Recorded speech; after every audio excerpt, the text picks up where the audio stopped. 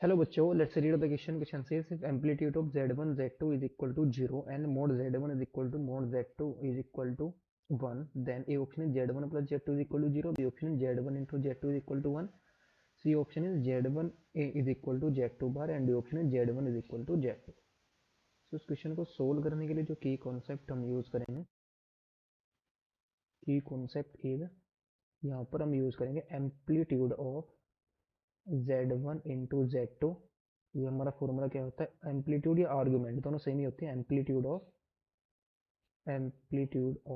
z1, amplitude of z1 plus amplitude of z2, इसको हम use करेंगे। एंड जो amplitude of z is equal to क्या होता है, इज इक्वल टू माइनस के एम्पलीट्यूड ऑफ z बार के इक्वल होता है। और थर्ड हम यहाँ पर यूज करेंगे z bar is equal to क्या होता है, मोड z स्क्वायर के इक्वल। इस क्वेश्चन के अंदर हमें गिवन क्या है, given that amplitude of z1 z2 is equal to 0 के इक्वल गिवन है। Amplitude of z1 z2 is equal to 0, तो यहाँ से हमारा कितना जाएगा, amplitude of z1 plus amplitude of z2 is equal to 0। तो दिस इंप्लाइज, इसको हम कैसे लिख सकते हैं, amplitude of z1 is equal to minus है क्या आ जाएगा, amplitude of z2। So this implies amplitude of z1 is equal to आ जाएगा एम्पलीट्यूड ऑफ z2 बार के equal. And mod z1 is equal to क्या गिवन है, mod z2, दोनों का मोड हमें क्या गिवन है, 1 के इक्वल गिवन है। तो दो हमारे पास कॉम्प्लेक्स नंबर है z1 और z2,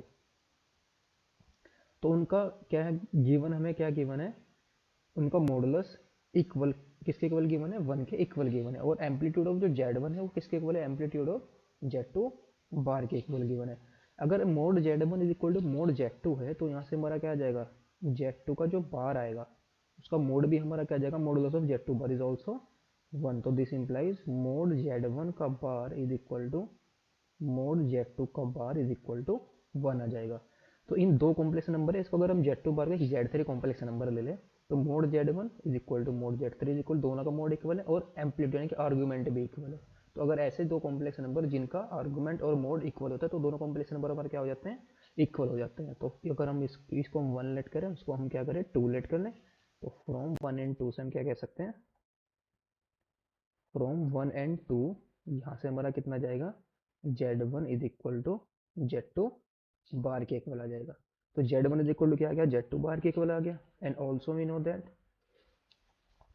एंड हम z1 इंटू फिर z1 इंटू z2 की अगर हम वैल्यू फाइंड आउट करें, ये वैल्यू हमारे पास कितनी आएगी, z1 इंटू z2। इसको हम कैसे लिख सकते हैं, z1 हमारा z2 बार के इक्वल है और इंटू में z2, तो z2 इंटू z2 बार क्या आ जाएगा, मॉडुलस ऑफ z2 का स्क्वायर आ जाएगा is equal to mod z2 की वैल्यू कितनी है, 1 के इक्वल गिवन है, तो 1 का स्क्वायर कितना जाएगा 1, तो z1 इंटू z2 इसकी वैल्यू कितनी आ गई, 1 आ गई। तो ऑप्शन हमारा कौन सा करेक्ट होगा, z1 is equal to z2 bar, and B option is z1 into z2 is equal to 1। तो option B and option C are the correct option. Hope you understood it well. Best of luck. Thank you.